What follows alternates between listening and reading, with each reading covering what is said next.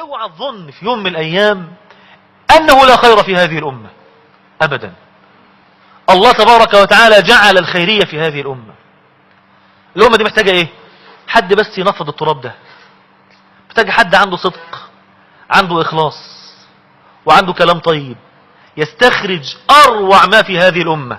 الأمة دي مرت بنكبات لا يمكن أن تتخيلها، لا يمكن.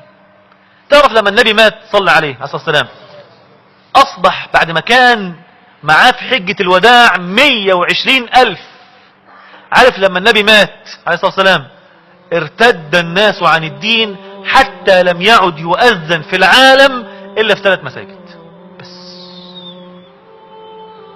الإسلام ضاع؟ ما ضاعش.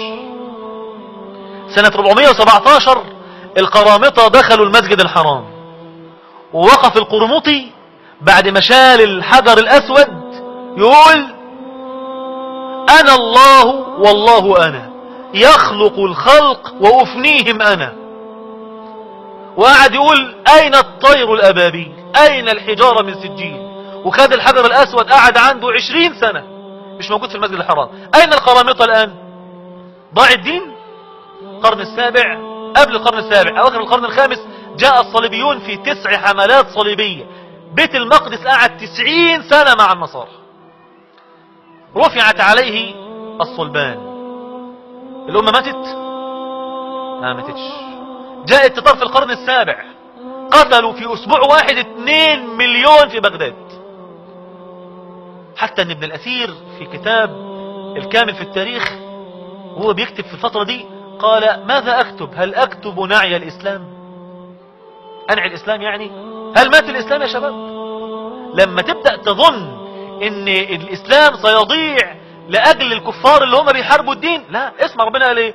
شوف بقى الآية اللي تخليك كلك قوة وكلك تفاؤل: إن الذين كفروا ينفقون أموالهم ليصدوا عن سبيل الله فسينفقونها ثم تكون عليهم حسرة ثم يغلبون. يقين في الله عز وجل. عشان كده الجماعة المنافقين قالوا ايه؟ ضر هؤلاء ايه؟ دينهم. مش عندنا غرور، احنا عندنا ايه؟ امل في الله، ثقة في الله، ثقة في وعده، لا نيأس، لا نحبط. عشان كده اخطر شيء الكلمة المشهورة اللي غلط، يقول لك: يا ومتى يبلغ البنيان يوما تمامه إذا كنت تبنيه وغيرك يهدمه. الكلمة دي غلط على فكرة. الكلمة دي أكتر كلمة ضيعت الدعاء وضيعت مساجدنا وضيعت دعوتنا، وخلت كل واحد يقول لك: يا عم مش أمل أصلا، خش الجامعة أكن الناس دي هتهتدي. تهتدي. اسمع الحديث دوت كده. قال صلى الله عليه وسلم: انت الأول مصدق النبي ولا مش مصدقه؟ النبي يقول عليه الصلاة والسلام: لا يبقى على ظهر الأرض، تاني لا يبقى على ايه؟ على ظهر الأرض بيت مدر ولا وبر إلا أدخله الله الإسلام بعز عزيز أو ذل ذليل، إما يعزهم الله فيجعلهم من أهلها أو يذلهم فيدينون لها. أنت مصدق؟ أنا مصدق. جاية والله. الله سيتم نوره. الزم غرض النبي صلى الله عليه وسلم. أنت مش مسؤول عن النتائج.